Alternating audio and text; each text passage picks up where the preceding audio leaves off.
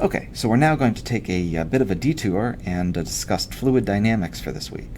You'll notice that we have spent a lot of time looking at the motion of blocks and balls and crates and things like that, and it makes a lot of sense that when we're first trying to understand motion, that we look at solids and look at the motion of things that have a well-defined structure.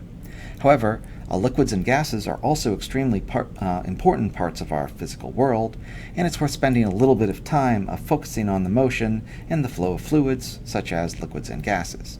In general, this unit is somewhat simpler than our, or at least it requires less math than what we've been covering in the previous few weeks. I'm not sure I'd call it a breather. Bernoulli's principle and Archimedes' principle do seem to give students some trouble, but I think in general this material should be pretty straightforward. So first we want to define what a fluid is. Fluids are liquids and gases. Fluids are substances that deform to fit the boundaries of its container. So liquids have a definite volume, and their shape changes depending on the container. While gases, they have neither a defined shape nor volume. When you fill your water with glass, the water takes the shape of the glass, and when you fill up a balloon, the air takes the shape of the balloon, although if you squeeze the balloon, you can change the volume and deform the shape. But both of those are cases where it's pretty obvious that we're talking about a fluid. What about something like peanut butter, where it's not entirely obvious whether you should call that a solid or a liquid? Well, a more rigorous definition of a fluid is that a fluid can maintain a force that is perpendicular to its surface, but it cannot maintain its structure when a force that has a parallel component to its surface is applied. Okay, so sometimes this is referred to as a shearing force, where two forces with different directions are applied to an object, and when that happens, a solid will resist changing its shape, and when the forces are removed, it will pop back to its original shape. If the object is a liquid or gas, then it will not resist deformation, and it will stay in the shape that we've left it in after that force is removed. Or we might say that it will flow when a force is applied to it. So in the case of peanut butter, if we put a knife in and move around the peanut butter, it will move and flow, and it will not revert back to its original shape. It will take this new shape that we've given to our peanut butter. So while peanut butter is a pretty viscous liquid, based on our definition here, peanut butter is better defined as a liquid than a solid because it does deform easily when stressed, and it does not spring back to its original position. So when we apply a force to the peanut butter, it causes a flow, and so it's liquid. Okay, so the first important property of a fluid is its density. The density is the mass per unit volume of a substance. Solids also have densities, and density is an intensive property. It is independent of the amount of substance, and the standard unit of density is kilograms per cubic meter.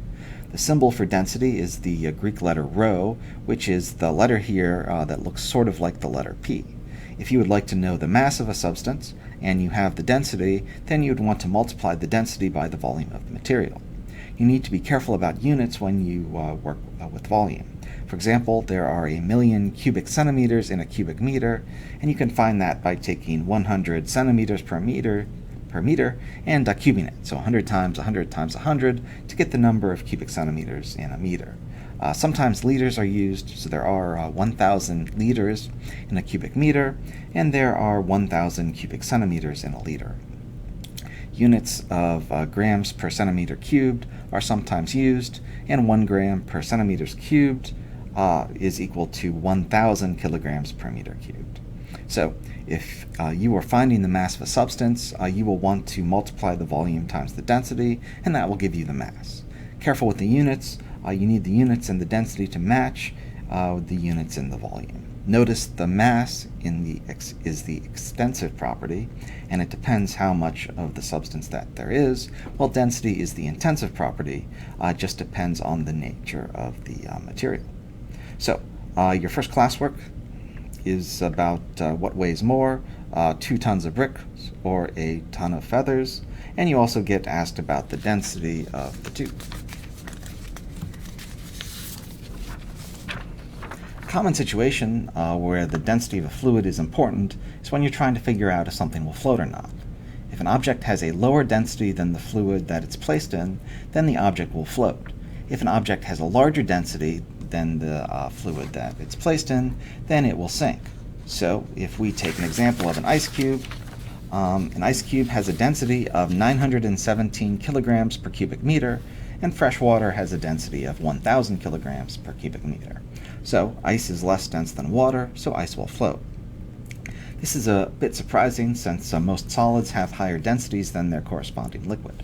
The reason is that ice forms this lovely sort of hexagonal structure when frozen that's very open, and melting it adds enough disorder that the crystal lattice is disrupted and it contracts.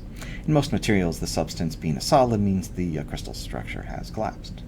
You noticed most gases have much lower densities under solid conditions than solids and liquids, while metals tend to have the highest densities due to their close-packed structures and their relatively large atomic masses.